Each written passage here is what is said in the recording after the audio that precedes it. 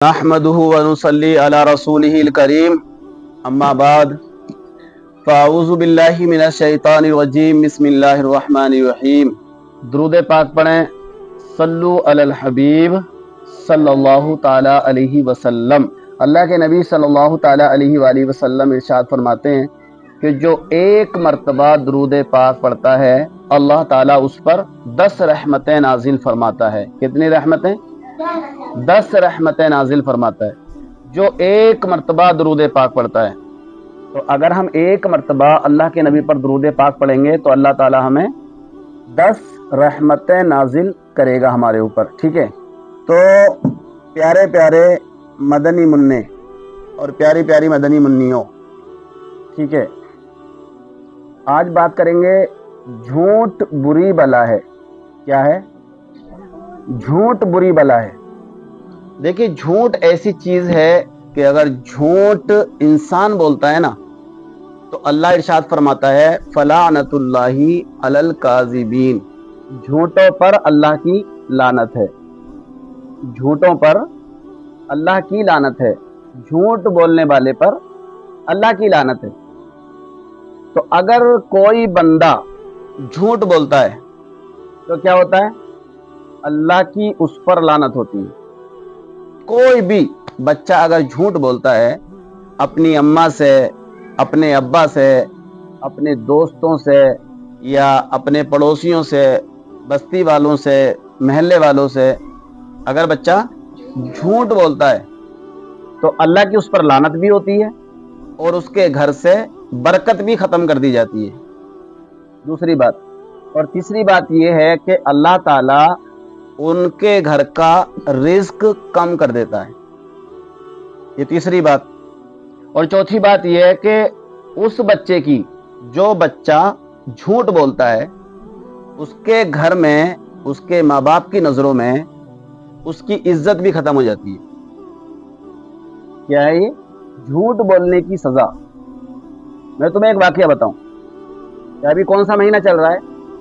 ابھی چل رہا ہے 11ویں شریف کا مہینہ، ہے نا؟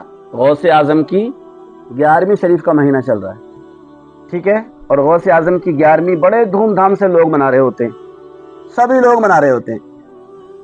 اسی 11ویں شریف کے مہینے میں حضرت سیدنا غوث اعظم رضی اللہ تعالی عنہ کی 11ویں سبھی لوگ شوق سے منا رہے ہیں، ہے نا؟ ہر محلے میں، ہر بستی میں، ہر شہر لوگ دعوت ڈال رہے ہوتے ہیں۔ کس لیے؟ کہ غوث اعظم کی وجہ سے غوث اعظم ہمیں قبول کر لیں اور غوث اعظم کی بارگاہ میں ہمارا نام ہو جائے، اور اس اچھے کام کی وجہ سے اللہ تعالیٰ بخشش کر دے، مغفرت کر دے۔ ابھی جو میں نے شروع میں بتایا تھا کہ جھوٹ بری بلا ہے، کیا بتایا تھا؟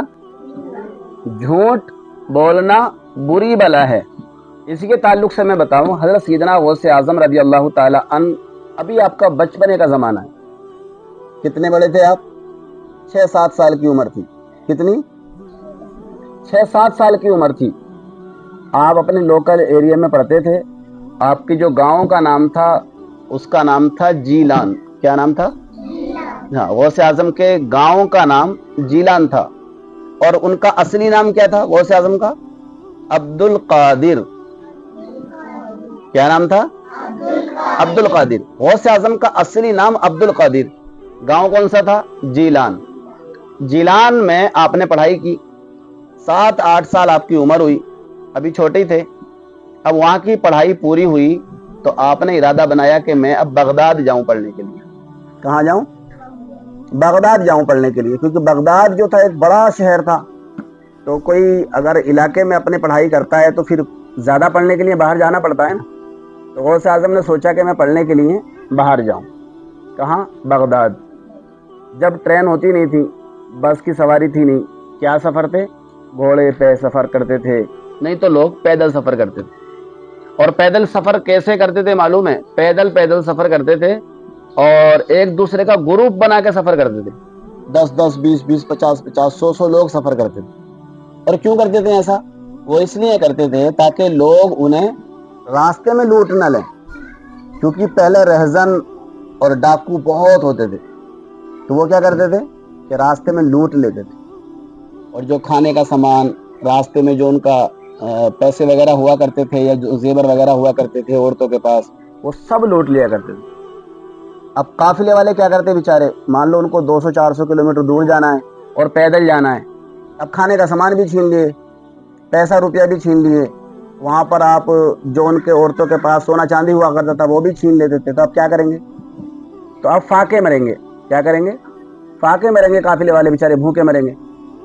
تو وہی عبد القادر کی عمر کتنی تھی؟ 6-7 سال۔ 6-7 سال میں آپ نے پلان بنایا کہ میں اب پڑھنے کے لیے باہر جاؤں گا۔ باہر مطلب بغداد شریف۔ بغداد ایک بڑا شہر تھا، ہے نا، جو عراق کی راجدھانی ہے بغداد۔ تو اب آپ کے ابا تو تھے نہیں، ابا آپ کے انتقال کر گئے تھے، آپ چھوٹے تھے تبھی۔ تو آپ کی امی تھی، تو آپ نے اپنی امی سے ذکر کیا تو امی بھی راضی ہو گئیں۔ لیکن جب وہ جانے لگے تو ان کی امی نے کہا کہ بیٹا ایسا ہے کہ میرے پاس کچھ پیسے رکھے ہوئے ہیں، میرے پاس کچھ پیسے رکھے ہوئے ہیں۔ اب کتنے پیسے ہیں وہ؟ تو اس ٹائم کے حساب سے دینار رہے ہوں گے یا درہم ہوں گے یا پھر سکے رہے ہوں گے، جو بھی بہرحال اشرفیاں رہی ہوں گی۔ تو 40 روپے تھے۔ کتنے؟ 40 روپے۔ غوث اعظم کی والدہ نے کہا، ان کی امی نے کہا کہ میرے پاس 40 روپے ہیں بیٹا، یہ 40 اشرفیاں ہیں، 40 دینار ہیں، ایسا کرو ان کو میں تمہیں دے دیتی ہوں، یہ تم لے جاؤ اور بغداد میں وہاں تمہارے خرچے میں کام آئیں گے۔ اب ڈر تھا کہ یار راستے میں چور مل جاتے ہیں، ڈاکو مل جاتے ہیں، اب یہ بھی خطرہ تھا۔ اب وہ چھوٹا بچہ ہے، 7-8 سال کا، 9 سال کا بچہ ہے، اب اتنا 40 اشرفیاں دینا بولے تو کیا ہوا، آپ کی امی نے نا، کیونکہ سیفٹی کے لیے وہ رہتی نا ایک باسکٹ جیسی پہننے کی، صدری بولتے اس کو، باسکٹ جیسی رہتی، تو انہوں نے یہاں کو اندر کو، یعنی کپڑے کا یہ اندر رہتا نا، یہاں سے اندر سے وہ ایک دم سیٹ کر کے وہ سوئی سے پورا سل کے سیٹ کر دی اندر، اوپر سے وہ کپڑا پہنا دیا ان کی امی نے۔ کتنی ہوشیاری سے دیکھو، ہے نا، پورے 40 اشرفیاں اندر سل کے اوپر سے پہنا دیا، قافلے کے ساتھ میں ودا کر دیا۔ ودا کرنے کے بعد تھوڑے دور گئے عبد القادر جیلانی، اس کے تھوڑے دور کے بعد میں ڈاکوؤں نے حملہ بول دیا قافلے پر۔ سارے ڈاکو آ گئے، سارے قافلے والوں کو پکڑ لیا، سارا مال اسباب سب لوٹ لیا۔ لاسٹ میں یہ بچے تھے چھوٹے، کھڑے ہوئے تھے ایک سائڈ کو، ان سے پوچھا کسی نے، بھائی تیرے پاس کچھ ہے؟ تو انہوں نے کہہ دیا کہ ہاں میرے پاس ہے۔ اگر تم سے کوئی پوچھے کہ بھائی تمہارے پاس کچھ ہے تو کیا کہو گے؟ اگر تمہاری جیب میں 10 روپے ہیں اور تم سے کوئی پوچھ لے کہ تمہارے پاس کچھ ہے تو کیا کہو گے؟ ہاں ہیں 10 روپے، نہیں تو چھپا ڈالو گے، اور نہیں ہے نا 10 روپے نہیں ہے۔ لیکن غوث اعظم نے، عبد القادر جیلانی نے بالکل صاف کہہ دیا ہاں میرے پاس ہیں۔ بولے کتنے ہیں؟ بولے 40 اشرفیاں ہیں میرے پاس، 40 دینار ہیں۔ اس نے ڈاکوؤں کو، جو آدمی تھا، اس نے سنی انسنی کر دی، ارے یار بچہ ہے، جھوٹ بول رہا ہوگا، مذاق کر رہا ہوگا، اسے کیا پتا، ڈر کے مارے بول رہا ہوگا۔ وہ ادھر سے سنا، ادھر کو نکال دیا، چلا گیا اپنے کام میں لگ گیا۔ تھوڑی دیر کے بعد جب سارا مال لوٹ لیا قافلے والوں سے، سارا مال جمع کیا ہوا اپنے سردار کے پاس۔ سردار نے پوچھا کہ بھائی سب سے آ گیا مال؟ بولے ہاں سب سے لوٹ لیے، پیسہ، زر و جواہرات، کھانے کا سامان سارا لوٹ لیے۔ وہ سارا جو ان کا سردار ہوتا ہے، گروپ کا بڑا ہیڈ ہوتا ہے، اس کے پاس جمع کر دیا۔ بولے کسی کے پاس کوئی بچا تو نہیں ہے؟ بولے ہاں کسی کے پاس کچھ بھی نہیں بچا ہے۔ بولے دیکھ لو ایک بار؟ بولے ہاں صاحب دیکھ لیا، کسی کے پاس کچھ بھی نہیں بچا ہے، لیکن ایک بچہ ہے، وہ ادھر کھڑا ہے سائڈ میں، اور وہ بولتا ہے کہ میرے پاس 40 اشرفیاں ہیں، 40 دینار ہیں۔ بولے ہیں؟ بولے بلا کے لاؤ اس کو۔ اب جو ڈاکوؤں کا سردار تھا اس نے کہا کہ بلا کے لاؤ۔ اب وہ گیا، ایک ان کا گروپ میں سے ایک بندہ گیا، ان بچے کو بلا کے لایا، اور ڈاکوؤں کے سردار نے پوچھا کہ بھئی تیرے پاس کچھ ہے بچے؟ بولے ہاں میرے پاس ہے۔ بولے کیا ہے تیرے پاس؟ بولے میرے پاس 40 اشرفیاں ہیں۔ بولے کہاں ہیں؟ بولے دیکھو میرے کپڑے کے اندر سلی ہوئی ہیں۔ اس نے نکالی، بولے دکھاؤ۔ غوث اعظم نے نکالی، دکھائی، وہ ڈاکوؤں نے لے لی۔ یہاں پر ڈاکوؤں نے، جو ڈاکوؤں کا سردار تھا اس نے پوچھا عبد القادر جیلانی سے، اے بچے تجھے یہ پتہ نہیں تھا کہ ہم ڈاکو ہیں کیا؟ تجھے یہ پتہ نہیں تھا ہم ڈاکو ہیں اور ہم لوٹ لیں گے تیرا سامان، تجھ سے چھین لیں گے؟ بولے ہاں مجھے پتا ہے کہ تم ڈاکو ہو، تم چور ہو، تم رہزن ہو، اور مجھے یہ بھی پتا تھا کہ تم میرا سامان چھین لو گے۔ لیکن لاسٹ میں ایک بات کہتے ہیں عبد القادر جیلانی، کہتے ہیں کہ جب میں گھر سے چلا تھا نا تو میری ماں نے کہا تھا کیا کہا تھا کہ بیٹا جھوٹ مت بولنا. کیا کہا تھا؟ ہاں کہ بیٹا جھوٹ مت بولنا, کتنی بھی پریشانی آ جائے جھوٹ مت بولنا, ہے نا. میں جب گھر سے نکلا تو میری ماں نے مجھے یہ بالکل تاکید کی تھی کہ بیٹا کتنی بھی پریشانی آئے جھوٹ نہیں بولنا. اس لیے میں اپنی ماں کی بات پر عمل کرتے ہوئے جھوٹ نہیں بولا. اور میں نے تمہیں بتا دیا کہ میرے پاس 40 اشرفیہ ہیں. یہاں پر ڈاکوؤں کا سردار ایک دم پریشان ہو گیا. اس کی دل کی دنیا بدل گئی, کیفیت بدل گئی, اس کے حالات بدل گئے.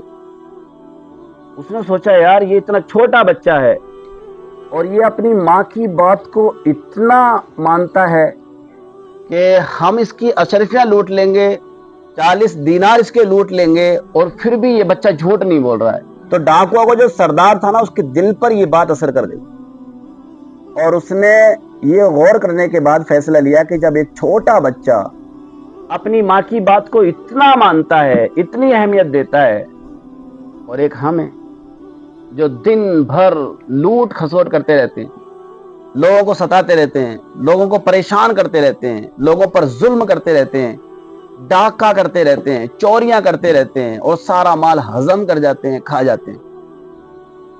کل بروز محشر اللہ نے اگر پوچھ لیا کہ میں نے کہا تھا چوری مت کرنا, ظلم مت کرنا, لوگوں کو ستانا مت, ڈاکے مت کرنا, ہم پھر بھی کر رہے ہیں, تو کل اللہ کی بارگاہ میں ہم کیا منہ دکھائیں؟ تو ایک ڈاکو کے سردار کو ایک ڈر پیدا ہوا, اللہ کی طرف سے ایک خوف پیدا ہوا. جب خوف پیدا ہوا نا, تو اس نے وہیں کے وہیں غوث اعظم کی اسی بات کو دیکھ کر توبہ کی, اور سارا مال جو لوٹا ہوا تھا وہ واپس کر دیا, اور سارے اس مال کو واپس کرنے کے بعد میں توبہ کر کے اور وہاں پر غوث اعظم کا مرید بن گیا. اور آئندہ چوری کرنے سے, ڈاکہ کرنے سے, اور اس طرح کی رہزنی کرنے سے اپنے آپ کو بچا کرنے کی اس نے توبہ کی کہ آج کے بعد میں یہ کام نہیں کروں گا. تو پتہ یہ چلا کہ ایک سچائی انسان کو بدل کر رکھ دیتی ہے, اور ایک جھوٹ انسان کو کیا بلکہ پورے گھر میں آگ لگا دیتا ہے. ایسا ہے نا, ایک جھوٹ. اور علماء نے لکھا ہے کوئی ایک جھوٹ بولتا ہے نا, تو ایک جھوٹ کو چھپانے کے لیے 100 جھوٹ بولنے پڑتے ہیں. کتنے جھوٹ بولنے پڑتے ہیں؟ 100 جھوٹ بولنے پڑتے ہیں. تو یہ 11ویں شریف کا مہینہ ہے, اور یہ سب سے اچھی کرامت غوث اعظم رضی اللہ تعالی عنہ کی ہے کہ آپ نے ہمیشہ سمجھانے کی کوشش کی کہ کبھی جھوٹ مت بولنا. تو اس سے ہمیں یہ سبق ملتا ہے کہ ہم جھوٹ نہ بولیں. گھر کے اندر بھی ہے نا, بالکل کلیئرلی رہیں. ہوتا کیا ہے, کیا کرتے ہیں بچے لوگ, امی ایک 100 روپے دی ہے نا, بولے اتنے کا سامان لے آنا, اتنے کا یہ لے آنا, اتنے کا وہ لینا, پتہ لگا اس میں 5-7 روپے بچ رہے ہیں, کلٹی مار دی. ایسا ہوتا ہے نا. تو یہ ہم اسٹارٹ کر رہے ہوتے ہیں یہاں سے, کیونکہ پہلے بچہ چھوٹا ہوتا ہے تو چوری بھی چھوٹی کرتا ہے نا. پہلے روپے 2 روپے کی چوری کرے گا, بعد میں 10-20 روپے کی چوری کرے گا, بعد میں 100-50 روپے کی چوری کرے گا, بعد میں 1000-2000 کی چوری کرے گا, اور بعد میں 10,000-20,000 کی چوری کرے گا. تو کوئی بھی بڑا چور ایک دم نہیں بنتا ہے, پہلے وہ اسٹارٹنگ کرتا ہے بہت چھوٹے سے. تو اس لیے جھوٹ اصل بالکل بولنا نہیں. سب سے پہلے آپ بالکل پرفیکٹ, بالکل سیٹ ہو جاؤ اپنے مینٹلی, دماغی طور پر بھی, کہ بالکل ہمیں جھوٹ نہیں بولنا ہے. جھوٹ ہی ساری بیماریوں کی جڑ ہے. جب ہم جھوٹ بولنا شروع کرتے ہیں تو بہت ساری بیماریاں ہمارے ساتھ شروع ہو جاتی ہیں. تو پتہ چلا کہ جھوٹ نہ بولیں. اور اللہ نے قرآن کے اندر بالکل واضح طور پر بیان فرمایا کہ جو بندہ جھوٹ بولتا ہے اس کے اوپر میری لعنت ہوتی ہے.